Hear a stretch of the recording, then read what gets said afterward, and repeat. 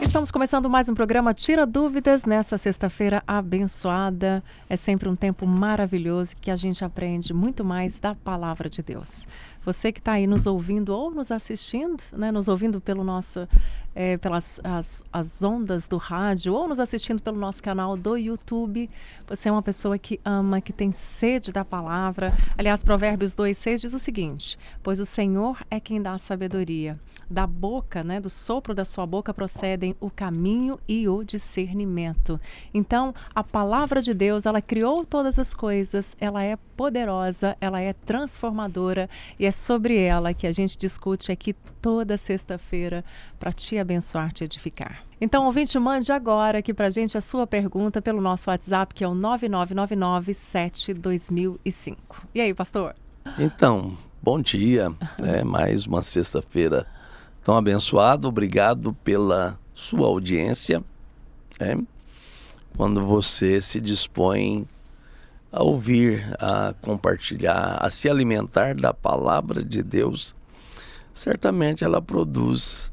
Você sabe, quando você quer ter dúvidas, ou quando você quer qualquer coisa, você quer achar erros na palavra de Deus, você vai se fartar. O próprio Deus vai permitir que você se farte, que você tenha fartura de dúvidas. Mas quando você quer buscar o conhecimento de Deus, Deus também vai te dar o privilégio de ter o conhecimento de Deus, tá? Então, se você está nos ouvindo nesse momento, é porque você está tendo a atitude que Deus quer que você tenha, de se fartar do conhecimento de Deus também. E conhecimento, ele é sobrenatural. Quando você se entrega ao conhecimento de Deus, ele vai administrar, e o Espírito Santo vai te assessorar para que você conheça mais de Deus. Ela é viva e eficaz, e ela é poderosa para definir intenções e motivos do coração. Que hoje Deus te premie com o conhecimento dele no compartilhamento dessa palavra maravilhosa, viva e eficaz. Amém, Raquel? Amém, pastor. Pastor, a gente recebeu aqui algumas perguntas a respeito da Bíblia propriamente dita, ou seja, da forma como ela chegou até as nossas mãos. E a gente tem aqui duas perguntas, aqui a do Carlos. Ele pergunta aqui, por que razão a Bíblia é considerada um livro santo, um livro divino? E eu já vou incrementar a próxima aqui, da Benedita Alves, que ela fala assim, que garantia temos de que a Bíblia que usamos corresponde de fato ao original? Então, a Bíblia é um livro santo porque ela é divinamente inspirada. A própria Bíblia diz em 1 Timóteo 3,16 que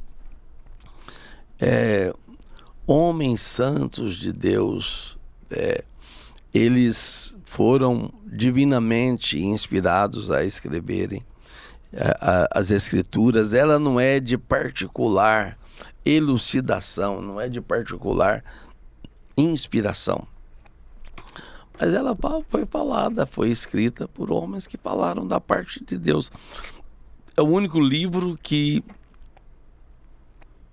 ela profetiza, ou seja, é o único livro que antes das coisas acontecerem, ela determina profeticamente. Então isso é que dá as garantias bíblicas, porque muito antes de acontecer, ela já faz a previsão que vai acontecer, o vaticínio. E quando acontece, já está escrito há muito tempo, né? O panorama profético, ele antecipa, o panorama geopolítico, as coisas que nós estamos vendo acontecendo diante de nós, já foram escritas muito antes. Por exemplo, Daniel capítulo 12, versículo 4, que a ciência se multiplicaria, e Deus determina a Daniel que ele cele a visão, que ele registre aquilo que ele vai falar, muito antes que aconteça. Hoje nós estamos vendo a multiplicação da ciência que já foi prevista, determinada muito antes, ou seja, foi profetizada na Bíblia. Quando as coisas estão acontecendo, ninguém precisa estar sendo pego de surpresa, porque já foi determinado muito antes pela própria palavra de Deus. Isso é uma garantia de autenticidade, né? É maravilhoso isso. Então o senhor está dizendo que o que atesta a fidedignidade da Bíblia, a divindade dela, é que é justamente o cumprimento do que foi dito, do que está escrito.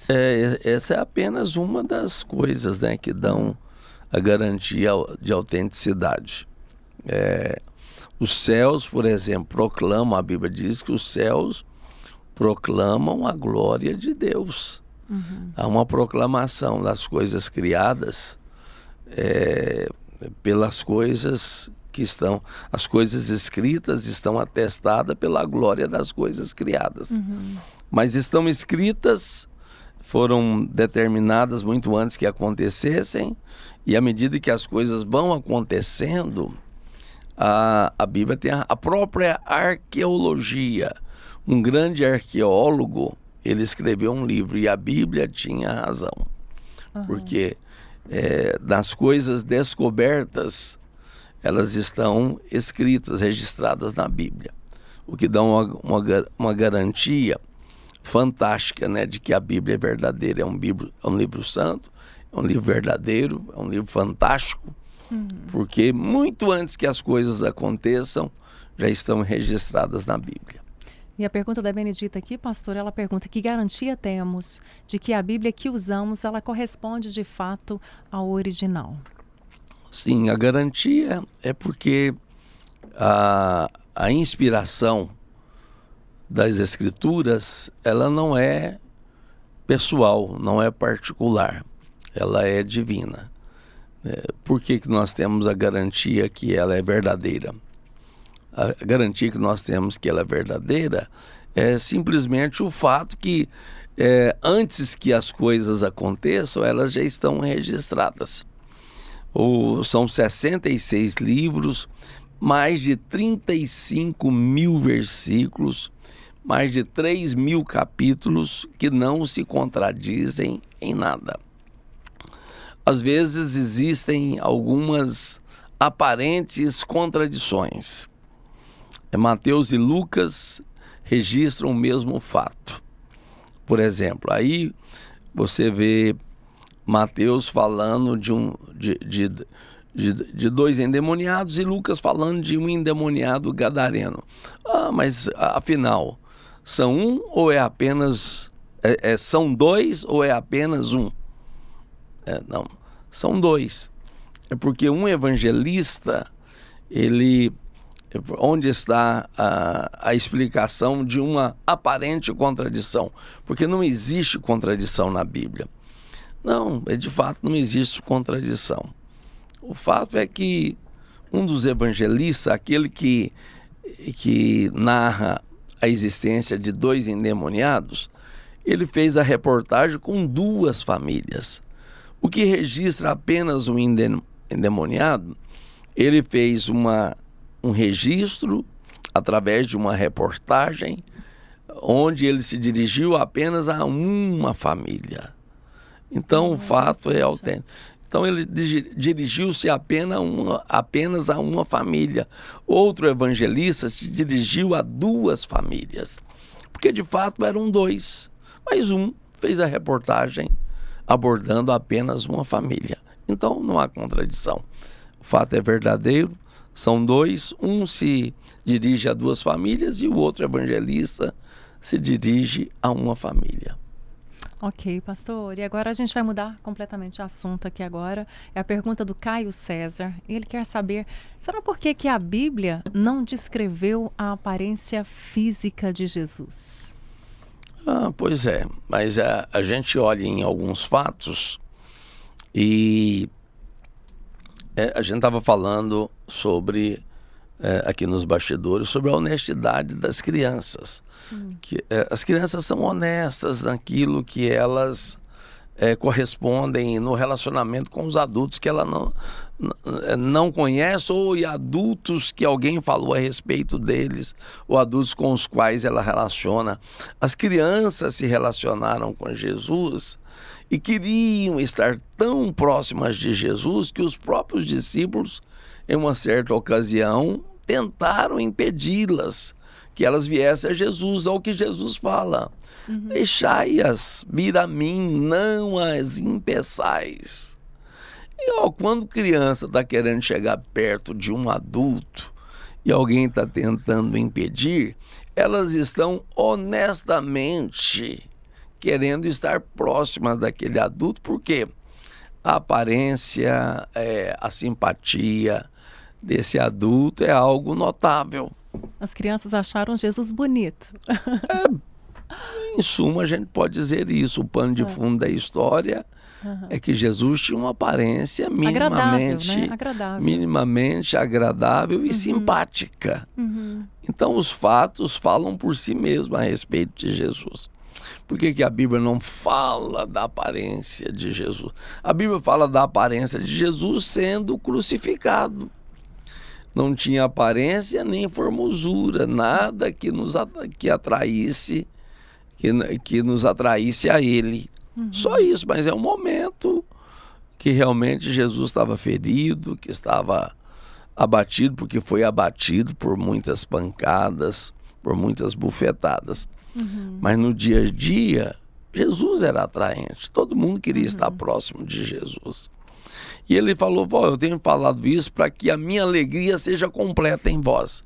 Então Jesus, ele era simpático, era feliz, era alegre, era atraente. Essas coisas foram registradas de maneira, às vezes, diferente, diversa.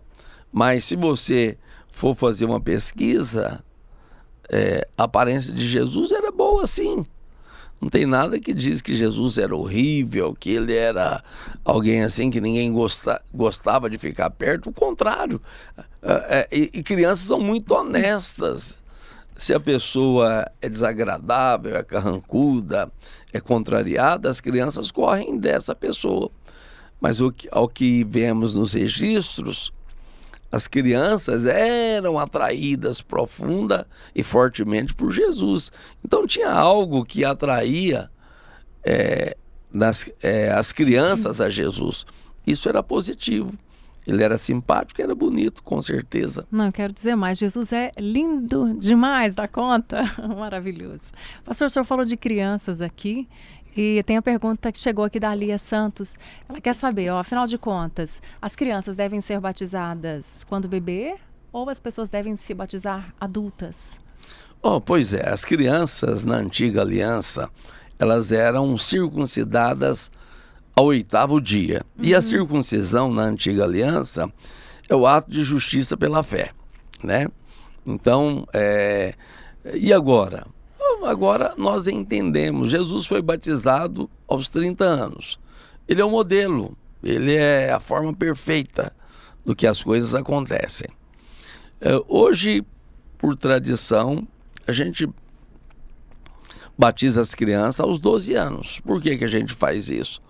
Porque nós entendemos que as crianças também devem entender o que estão fazendo. O batismo é pela fé, é um ato de justiça pela fé da nova aliança. É uma decisão consciente, né, pastor? Então nós entendemos que o batismo, sim, ele procede de um ato consciente da fé. Então é por isso que a gente batiza com 12 anos, para que a criança tenha tido uma experiência genuína de entendimento, de fé, que o batismo é algo sério, é algo grande, é algo importante. E se Jesus batizou aos 30 anos, por que a gente faria diferente de Jesus? Jesus foi apresentado, foi para cumprir a lei ao 8º dia também. Agora, mas ele se batizou aos 30. O batismo, ele é um ato de aliança, ele é um ato de fé, ele é um ato de confissão. E o batismo e a ceia são ordenanças da nova aliança, são as duas ordenanças da nova aliança. E ele é feito por consciência e por fé, por decisão deliberada. Então é por isso que a gente não batiza a criança ainda inocente. Mas aqueles que querem imitar a circuncisão, eles fazem assim. Eu não os condeno e não erram por isso.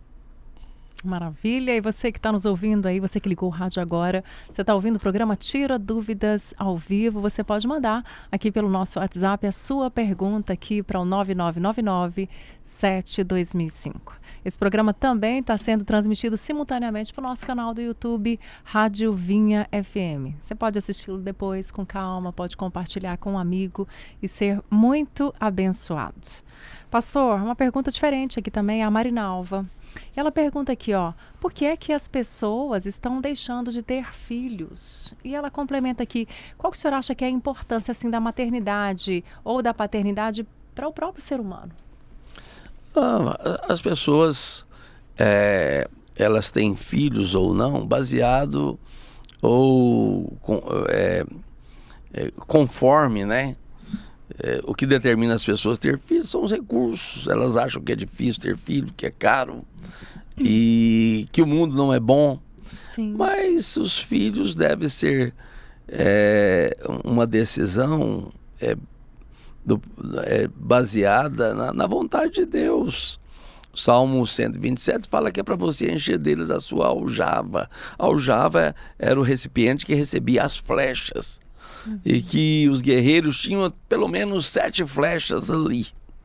Agora, quem determina, que deveria determinar quantos filhos você vai ter, não é quantos cabem no carro que você tem ou nos recursos que você tem, mas deve ser pela vontade de Deus. Filhos são uma grande bênção.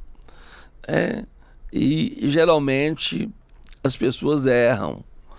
Eu acho que eu errei no número de filhos que eu tive, porque eu fiz com bases e com noções erradas. Mas filhos são uma grande bênção, você sabe. Filhos são herança do Senhor. Você é apenas um mordomo que cria dos filhos que são de Deus. Então, eu falo para você, ao ter filhos, pergunte para o Espírito Santo. Não crie filhos baseado no salário que você ganha ou no tamanho de carro que você tem.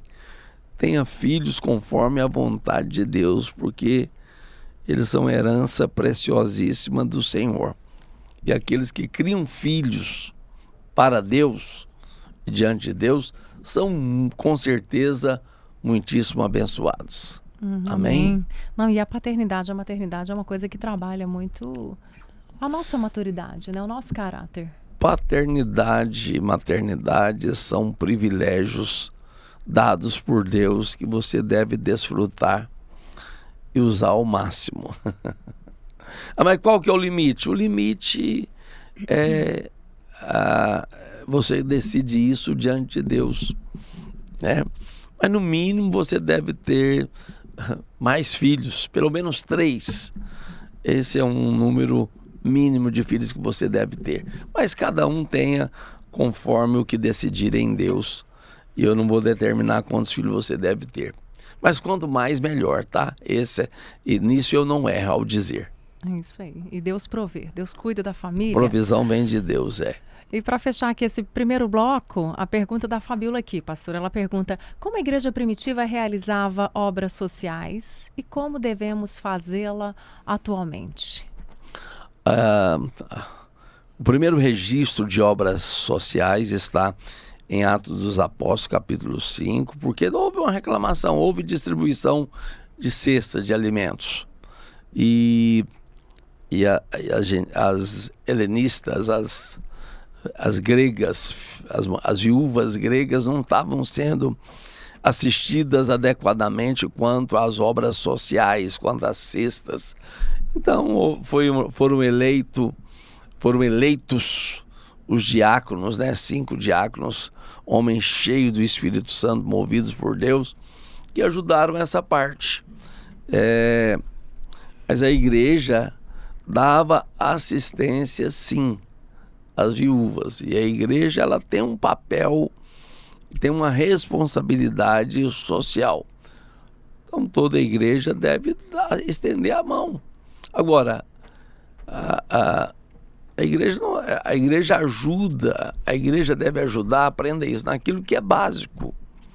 Básico é aquilo que é alimento, aquilo que dá vida. A igreja não tem um papel social de financiar ou conceder moradia, financiar ou conceder um carro para a família. Não, esse não é o papel da igreja. Mas a igreja tem um papel de ajudar, sim, como nós ajudamos. Nós ajudamos naquilo que é básico. Básico é aquilo que é para a vida. É alimento, entendeu? É aquilo que é saúde e essas coisas que são essenciais para a vida. Não essenciais no sentido de dar assistência de moradia, de dar assistência escolar e outras coisas. Ainda que nós, como igreja, ajudamos e devemos ajudar. E quando você atende socialmente, você abençoa. A Bíblia diz que aquele que fecha os seus ouvidos ao clamor do pobre também vai pedir, não vai ser ouvido. Então é um sinal que nós devemos ajudar aqueles que têm necessidade, que precisam de ajuda. Amém. Jesus alimentou, né, a multidão, né, pastor?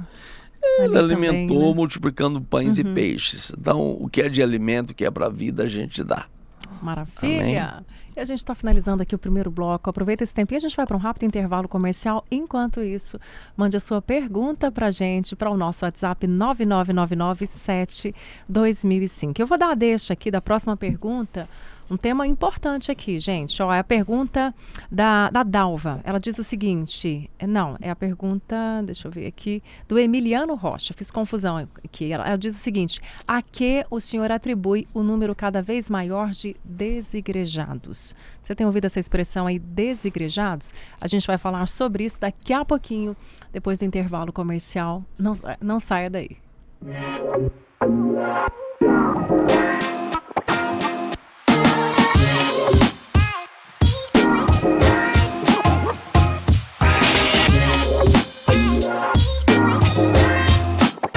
De volta com o programa Tira Dúvidas nessa sexta-feira abençoada, sempre contando com a sua participação, que eu sempre digo é imprescindível. Vou repetir o nosso WhatsApp para você que não ousou mandar uma pergunta para a gente, mas quer mandar, né? O nosso WhatsApp é o 9999-72005. Caso a sua pergunta não seja respondida aqui no nosso programa, por conta da limitação do nosso tempo, tem o Instagram do pastor Luiz com Z Rigonato. Lá você pode mandar para o direct dele também a sua pergunta. Lá tem outras respostas incríveis que eu tenho certeza que vão te abençoar muito. Meu Instagram também é Raquel de Lima Oficial. Pastor, a gente deixou uma pergunta importante no ar aqui, que é a do Emiliano Rocha. A que o senhor atribui o número cada vez maior de desigrejados? Então, duas coisas que merecem ser mencionadas aqui. Que desigrejados ou desviados, né? Usando um outro nome que está em evidência, desigrejados, são desviados. Por que tem tantos? Ou se aumentam a cada dia? Não, é um efeito do mundo caído, é um efeito da apatia, do esfriamento e de coisas que são próprias da natureza mundana. O mundanismo ele está crescendo e cresce a cada dia, por isso a igreja tem que ter postura de proclamação do evangelho, né? Essa questão do esfriamento espiritual é uma questão das pessoas que mesmo dentro das igrejas são mundanas. Quem é que nasceu de novo de fato, hein? É difícil saber. Deus é quem sabe disso. Mas desde que o mundo é mundo, existe desviados. Então, desigrejados, o que é novo é apenas o nome, mas que existe há muito tempo. Mas vamos colocar Jesus como o elemento tira dúvida, como a pessoa tira dúvida. Em Mateus capítulo 24, no Monte das Oliveiras, em particular, os discípulos chegaram para ele e fizeram a seguinte pergunta. Olha só, Mateus 24, versículo 3. No Monte das Oliveiras achava-se Jesus assentado quando se aproximaram deles os discípulos. Em particular, e pediram: Dize-nos quando sucederão essas coisas e que sinal haverá da tua vinda na consumação do século. Lá no versículo 12, compondo a resposta, Jesus disse assim: e por se multiplicar a iniquidade, o amor se esfriará de quase todos. Então o elemento aqui desigrejado ou desigrejados vai crescer. Porque, por um lado, o amor se esfria, os crentes se tornam indiferentes, mundanos, frios espiritualmente, apáticos, indiferentes. O amor se esfria, gente, e cresce esse número. Então não queira você fazer parte desse grupo achando que é bonito, que é interessante, que é um novo formato de igreja, mas não é de fato isso que você está pensando. O desigrejado não é uma nova estrutura da igreja. É apenas a consequência natural do esfriamento do amor a Deus, do amor aos irmãos, da compaixão aos perdidos. Porque aquele que deixa a igreja, logo ele vai falar mal da igreja, vai falar mal de tudo que é prático da igreja.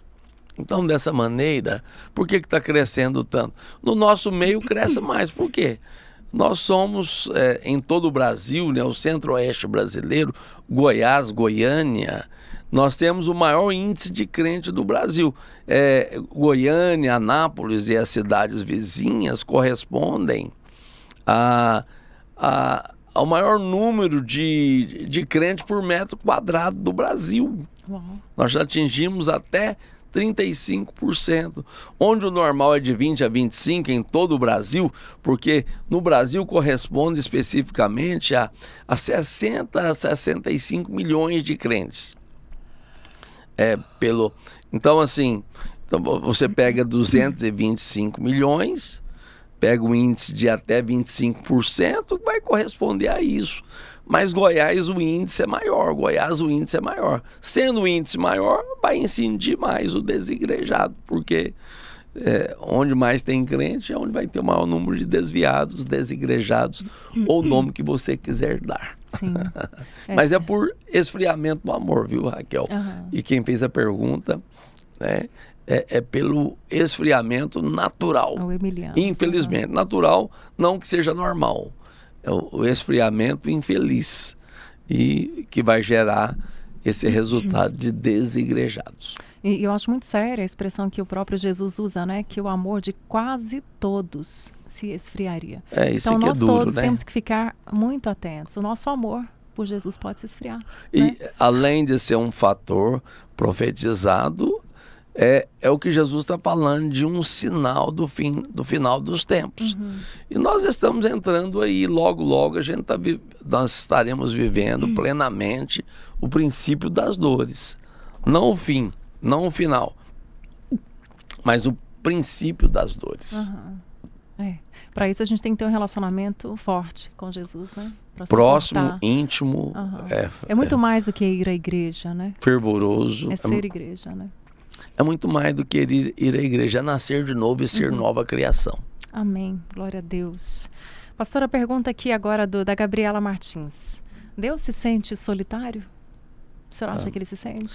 Ele tem tantos sentimentos, assim, que a Bíblia expressa que ele tem? O Espírito, não vamos abordar.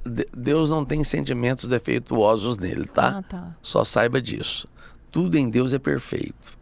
Tudo em Deus é harmonioso, é justo, é tudo que a gente poderia atribuir, né, de perfeito está em Deus. Agora, o Espírito Santo. Espírito Santo, ele é uma pessoa perfeita, mas é sensível. Ele se entristece, ele é conosco, ele pode ser entristecido, abafado, apagado, desprezado. Mas Deus não se sente solitário.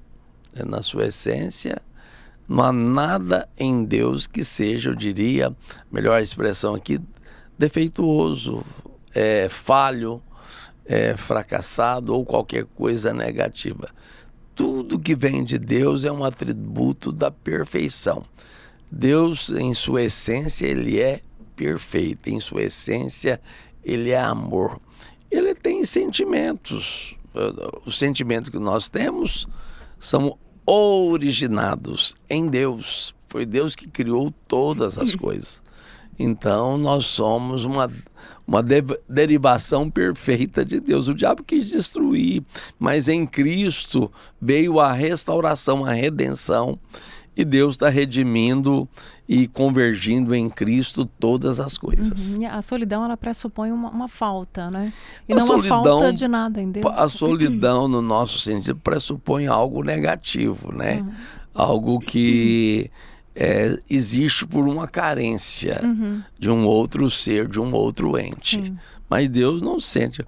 O Pai, o Filho e o Espírito Santo é um Deus único que vive em vida de comunidade. Então Deus não pode ser ou estar solitário. Ele não tem solidão, mas ele nos quer. Ele nos ama. Ele nos ama. Deus nos ama tanto, né? Ele nos atraiu para Ele, nos criou para o seu propósito. Em Gênesis capítulo 2, versículo 5, diz assim: ora, nenhuma planta havia brotado da terra, porque Deus não havia feito chover. Por que Deus não havia feito chover para que não brotasse nenhuma planta?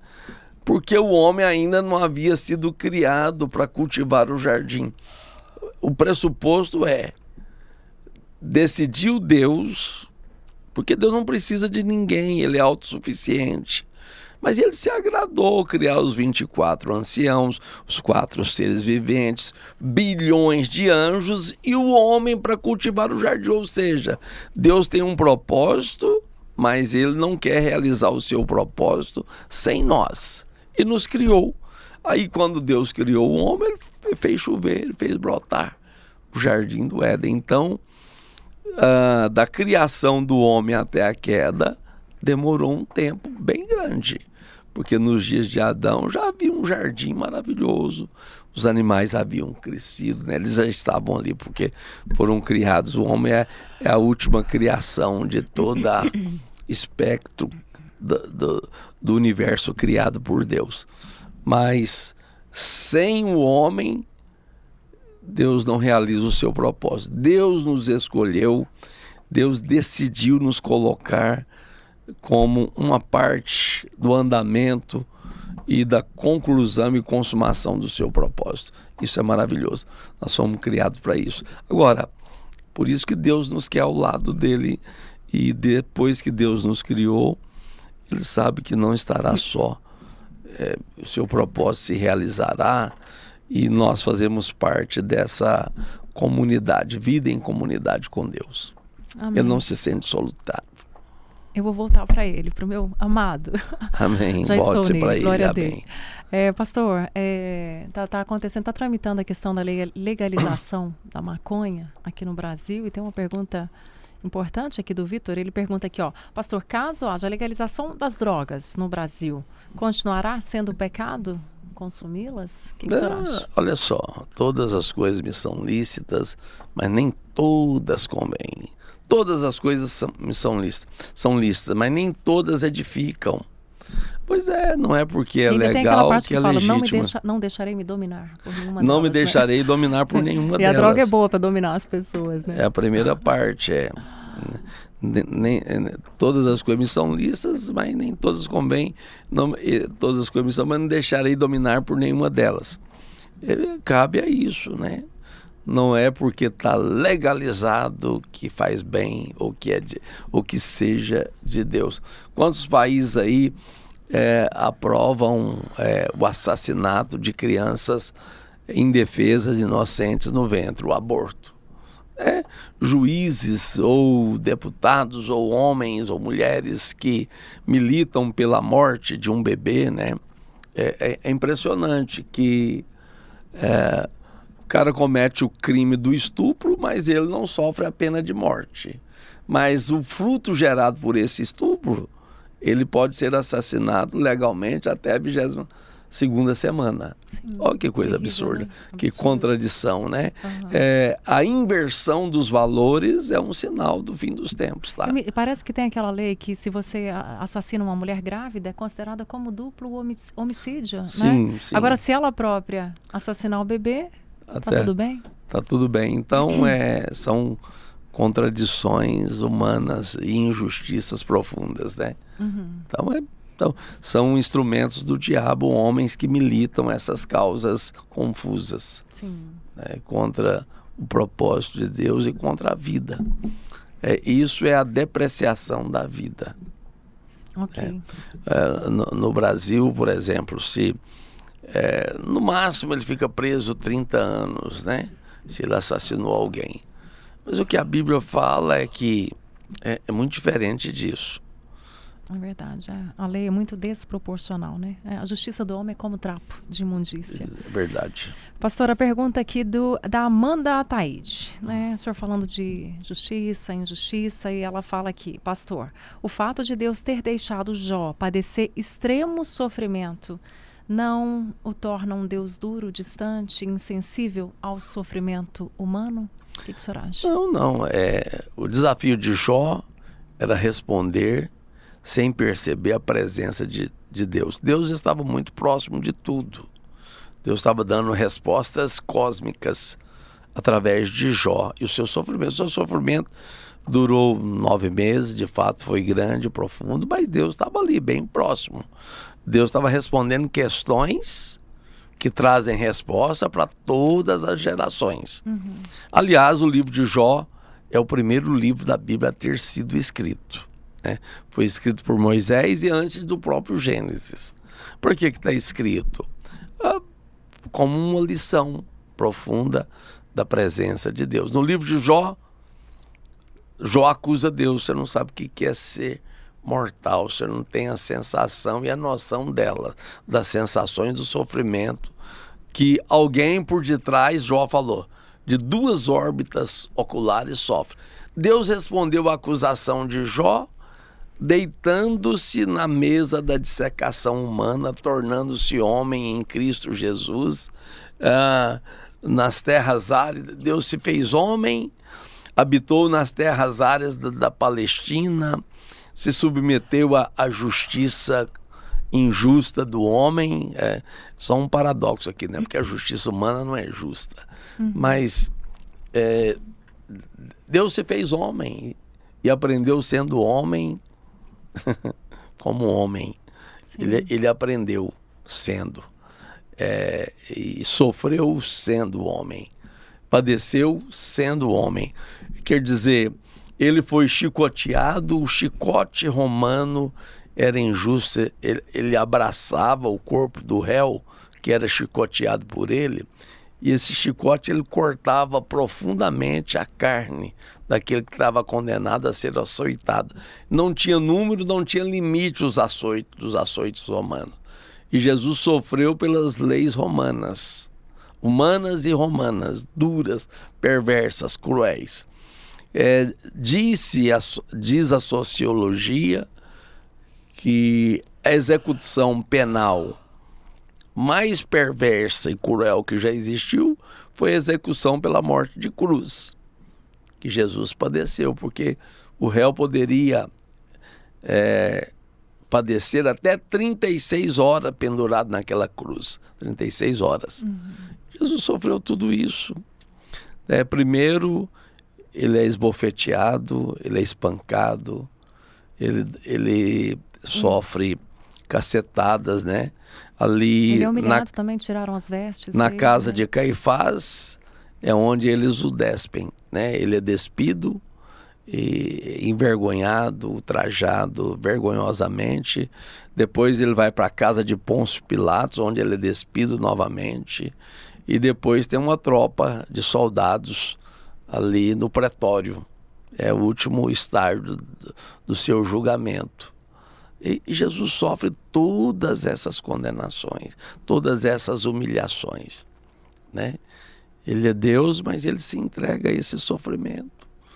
Ele, para quê? Ele padece para nos resgatar. O seu padecimento é para nossa glória e prazer, deleite, desfrute e bênçãos eternas. Então Deus é esse Deus maravilhoso que se entrega na morte para nos dar a vida. Amém. Ele é o Deus que se faz homem. E por que Jó, você pode pensar assim, mas Jó não sofreu, Deus não é injusto? Não, Deus vai mostrar que ele vai padecer para nos tirar do sofrimento. Quando Jó pergunta para ele, o senhor não sabe, e o acusa de não saber o que é o sofrimento humano. A partir dali, já tem uma decisão pronta, não é que Deus decide ali. Havia uma decisão e Deus vai mostrar para a humanidade inteira que ele vai sofrer profunda e extremamente no nosso lugar. Ele vai aos últimos limites do sofrimento humano para nos tirar dele. É isso que Deus quer fazer. Jó perdeu muita coisa, os filhos, os bens, né, por 9 meses. Mas Jesus perdeu a glória dele por 33 anos aqui, né? Perdeu... Assim, Deus perde tudo em nosso favor. E Deus não precisava atravessar esses estágios de vergonha e humilhação. Mas ele sofreu vergonha e humilhação para nos restituir a dignidade que foi roubada lá no Éden. O sofrimento humano, ele teve o fim na morte de Jesus e todo o sofrimento do próprio Deus na cruz do Calvário, porque Jesus é Deus. Ele é o Deus que se fez homem e está nos tirando desse sofrimento. Nós era para sofrermos eternamente. Mas Jesus sofreu por um tempo para nos tirar do sofrimento eterno, nos dar glória, prazer, deleite e desfrutes eternos. Aleluia, glória a Deus. E você acabou de ouvir aí o programa Tira Dúvidas ao vivo. Muito obrigada pela sua participação. Continue enviando, participando, interagindo com a gente. Seja muito abençoado. E agora a gente vai fazer o desfecho aqui, como sempre. O pastor vai ministrar uma oração sobre a sua vida. Se você puder parar um pouquinho, faça isso.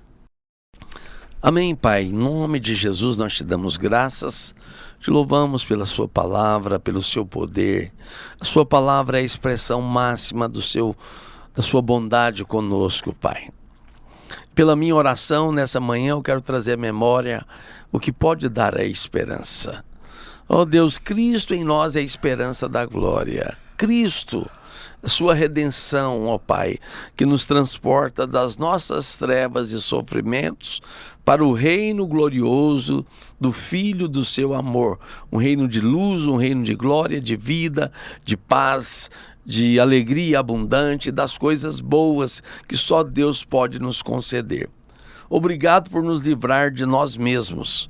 Obrigado, Senhor, por nos resgatar da nossa perdição, do nosso pecado, da nossa inclinação maldosa e gerar em nós sentimentos que sem Deus não seriam gerados.